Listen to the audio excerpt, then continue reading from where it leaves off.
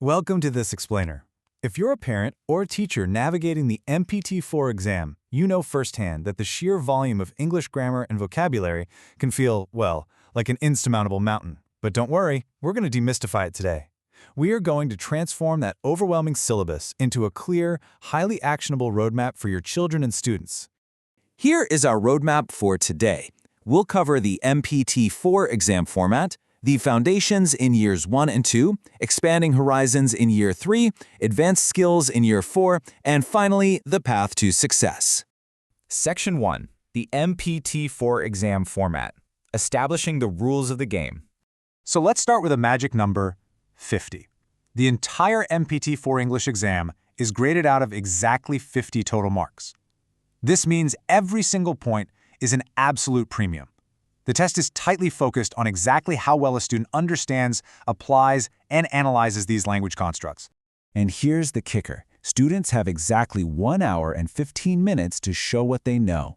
This time constraint tells us something super important. It's not just about knowing the vocabulary and grammar. It's about accessing and applying it efficiently under serious pressure. Now, here's a really reassuring metric for you. The exam uses a 5 to 3 to 2 difficulty ratio. That means exactly 50% of the exam covers low difficulty questions, 30% is medium, and only 20% requires that high-level synthesis. Basically, if you secure the basics, half the battle is already won. Section 2. Years 1 and 2. Foundations. Building the basics with Superminds 1. During these first 2 foundational years, students are really just anchoring themselves in their immediate world. The topics start with familiar things like friends, school, toys, and lunchtime, but they actually expand pretty quickly to pet shows covering animal camouflage, the parts of the human skeleton, and even countries and weather at the beach. Grammatically, it's all about identification and ability. They go from asking basic questions like, "What's your name?" to stating existence like, "There is a monster." They're expressing possession with phrases like, "I've got a sandwich," and declaring abilities with, "I can swim."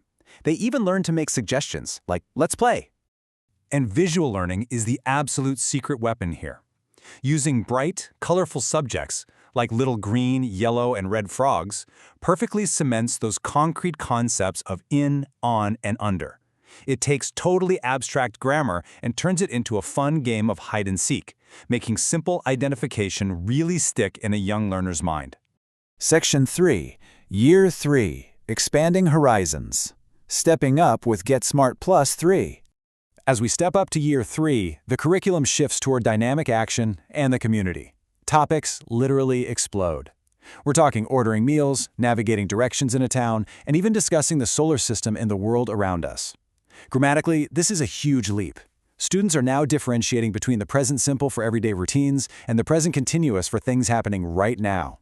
They venture into the past with was and were, master possessive pronouns like mine and yours, and learn quantifiers like, "Is there any milk?" They are literally learning to navigate and measure their wider world.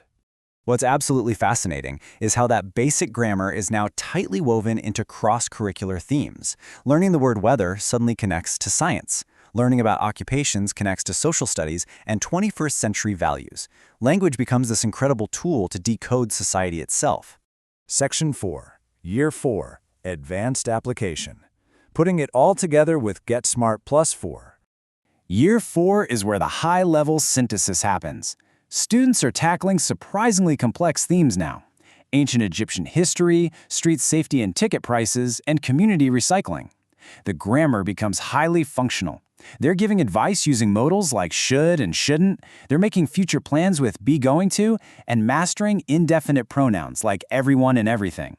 They aren't just comparing simple things anymore, they are actually using superlatives to describe the most amazing animals on Earth. The cognitive heavy lifting required in year 4 is genuinely immense. The curriculum demands completely seamless transitions. Think about it. 1 minute, a student is asking complex questions about ancient Egyptians using the past simple, and the very next minute, they're entirely switching gears to predict celebration plans using future negative and affirmative structures. It's quite a mental workout. To truly appreciate this staircase we've been climbing, let's contrast 2 sentences.